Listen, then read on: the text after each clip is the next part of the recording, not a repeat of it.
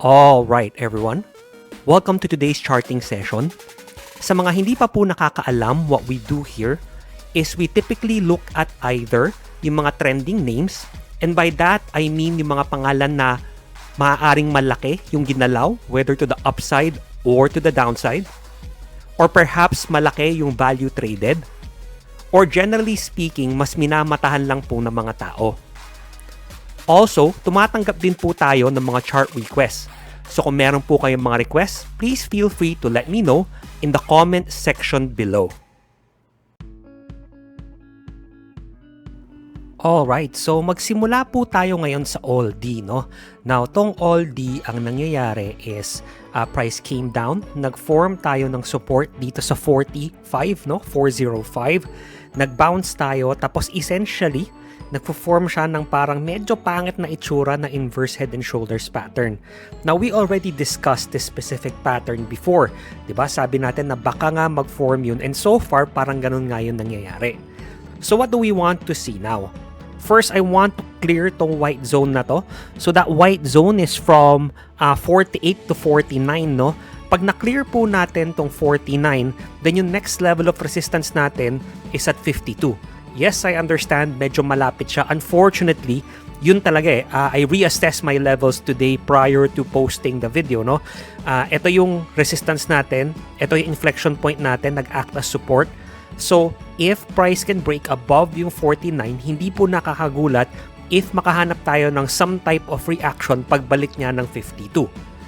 If we can break above 52, however, then yung next level of resistance natin will be from around 56 to 57. So hanggang dito sa area na to.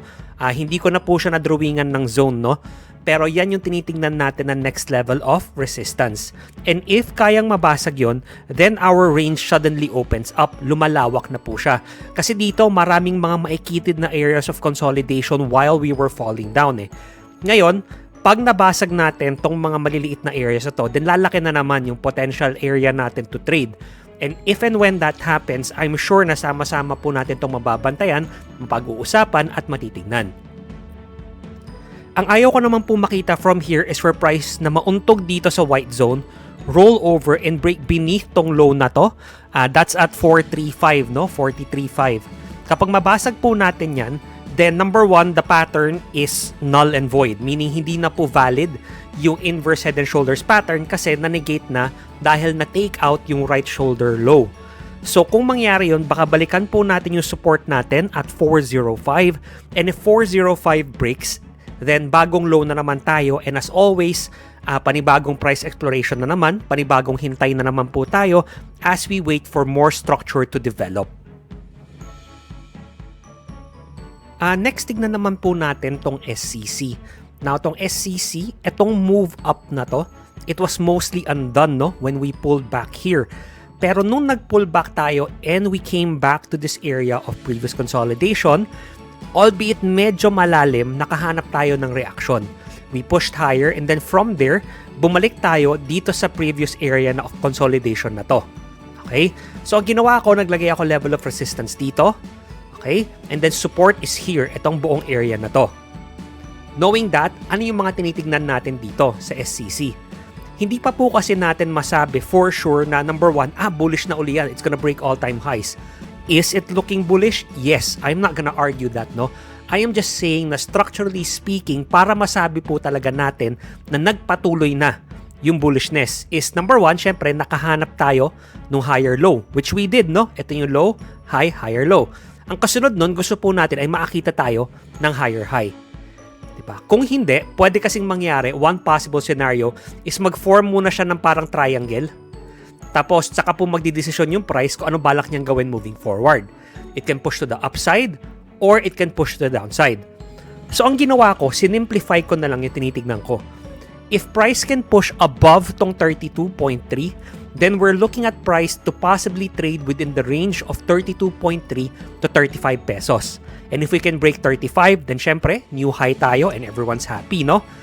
Now, ang baliktad naman is also true.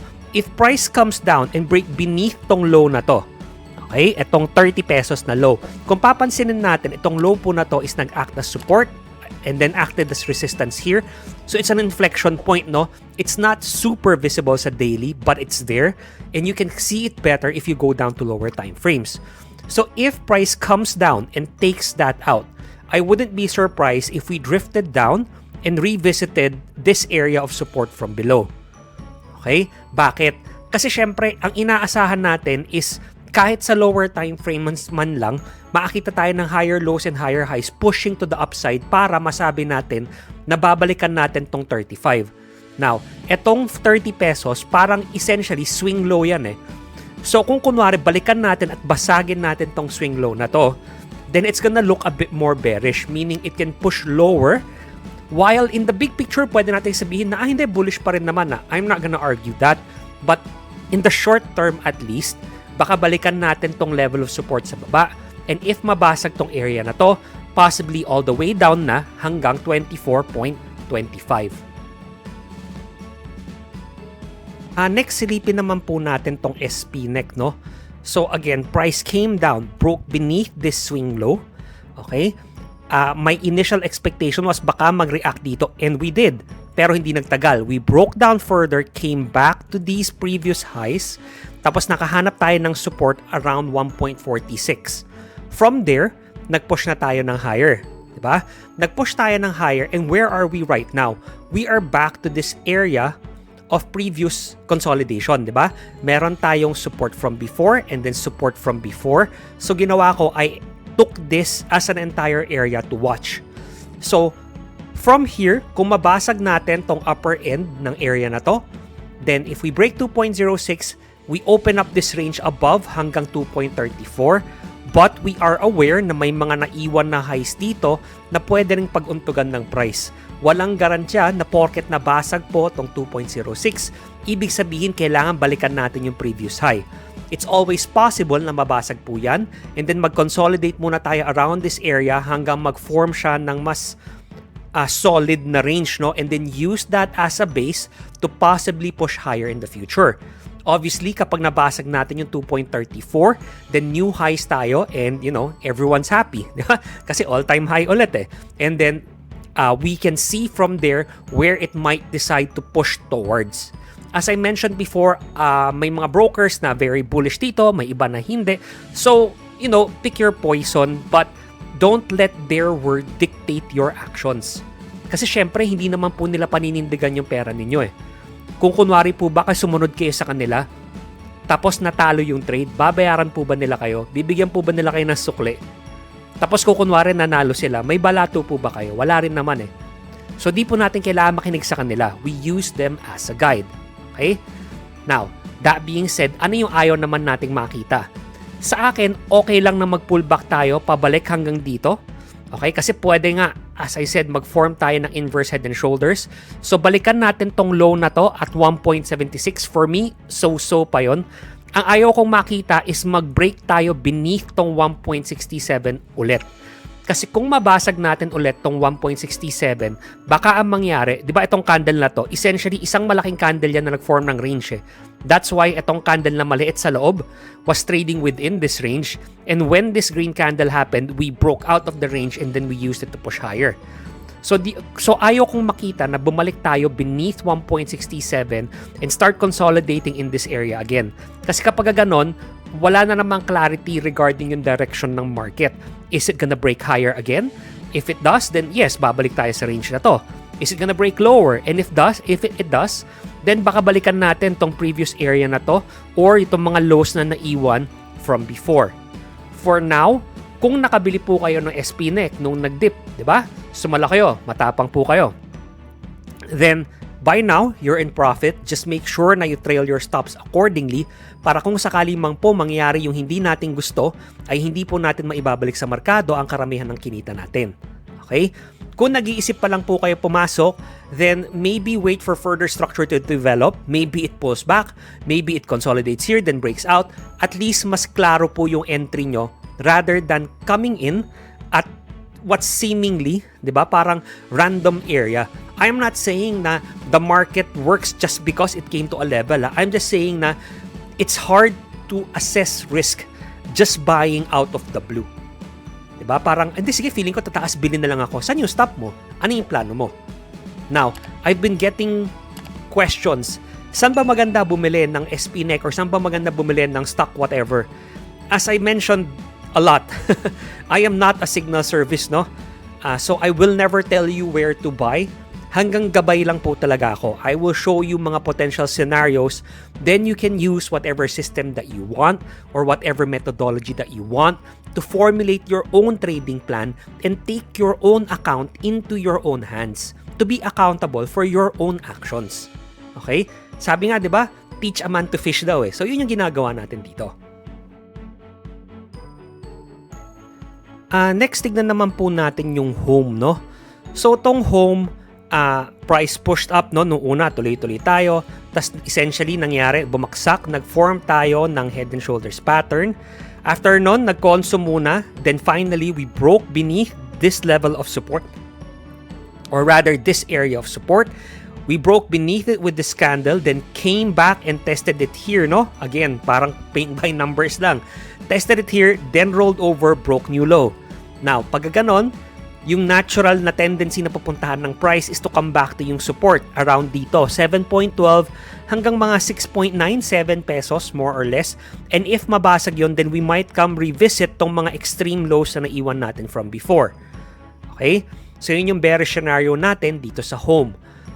A lot of people might be thinking na, di ba, ito dati, nasakyan natin to pataas. Noong una pa lang, di ba? Earlier on.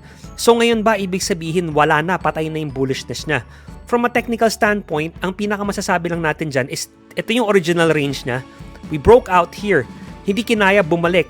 Once balik natin, ang nangyari, saan tayo nauntog? Hindi ba dun sa high end din ng original range? And then we started pushing lower. So, since ganon yung itsura, hindi naman po siguro masama na isipin natin na for the meantime at least, bumalik lang tayo dito sa original range natin sa home. Diba? Ano yung makakapag-confirm or dispel nun? Yung confirmation is yun nga, if we bounce from here, come back up, then yun nga, we can trade this na parang segmented ulit dahil bumalik lang tayo sa original range niya. If we come back and break this, di wala na, sira yung thesis. Okay? Kasi we might push lower and wala na. Hindi na natin tinitingnan to original range na to kasi gugulo na ulit. Alright? What price does, no one knows. Hindi po natin sinusubukang hulaan na, ito, kapag dahil ganito, may ganitong shape, magiging ganyan yung price. Hindi po ganon. All we're planning out, using technical analysis is, ano yung mga possible scenarios? Ano yung mga pwede nating bantayan? Diba? Yung babantayan natin na sinabi ko ngayon is yung bearish scenario. Ano yung bullish scenario? For me, the bullish scenario, price needs to come back, not just break above 8 pesos, not just break above 8.4, but we need to retake 9 para gumanda ulit. 9.2 to be exact. If we can retake 9.2, hindi ako magugulat if it can effortlessly come back to around 10 pesos, no? Kasi nga, we basically came back, linabanan natin tong mga sinubukan mag-ipon dito. So, mangyayari, mga nag-ipon dito, susubukan nilang bentahan yung makapag-angat ng price dito. Kasi syempre, lahat ng tao, yun yung tendency. Gusto ko lang makalabas ng buhay. So, bebenta nila yung mga hawak nila, so price might stall. But if we can break out from there, diba? If we can break above tong 9.2, ibig sabihin, naubos yung mga sellers dito. So, price might have the chance to push higher and revisit yung next level of resistance natin at 10.10. And then finally, tignan po natin yung EastWest. Now, EastWest had been trading within this wide range, albeit hindi buo, no? Parang ito yung mas range niya kung titignan natin, dyan tayo nauuntog. Tapos nag-form tayo ng strong support. Here, here, here, here, and so on, diba? Here. So when we eventually broke down beneath that, again, ano yung nangyari? Parang paint by numbers, price came up, tested it, hindi kinaya, rolled over, and now we're coming back into this previous area of consolidation from before. So, kung bumalik man dito yung price, ano po yung pwede natin tignan? If makahanap tayo ng bullish price action here, then that might indicate na maaaring mag-trade muna tayo within this range where we are right now. So that's from around 8.06 hanggang mga 8.89, no? More or less. But again, we need to be mindful na just because meron tayong natitingnan na range, it doesn't mean that the journey is gonna be easy. In this case, it might be simply because hindi pa naman sobrang daming chop na naganap dito. Ang tagal niyan nag-trade above it eh. So a bounce might be easy, 'di ba? In the sense na mas walang haharang. Pero para mag-break tayo above nitong 8.9 at balikan tong 9.65, baka mas mahirap. Kasi yung mga naipit dito, again, baka iisipin na nilang lumabas. Okay? So, kung sabihin natin, bumalik tayo nitong 8.06 na area, we find bullish price action there, then yes, maybe we can trade it back to mga 8.8, 8.89. If we can break above 8.89 and hold firmly about it, then ito yung trading range natin hanggang 9.65. But we know, since we discussed na yun nga, baka mahirapan yung price umangat agad from there. Then from there, kung mabasag yung 9.65, 10.14 yung next level of resistance, followed by 10.8. Now, kung mabasag naman tong 8 pesos altogether, then we might actually come back and fill this gap from before na never pa na-fill, no? At kung na-fill yan at tuluyan pa pong bumaba, then we might revisit tong mga lows na to na naiwan natin from before. So guys, dito po nagtatapos yung video natin, no? I hope nakatulong po to sa inyo kahit konti and may natutunan kayo kahit papano. And if so, I would really appreciate it if you give this video a like and consider subscribing to my channel. And as always guys, maraming salamat po sa panonood. I really appreciate it. Good luck and happy trading!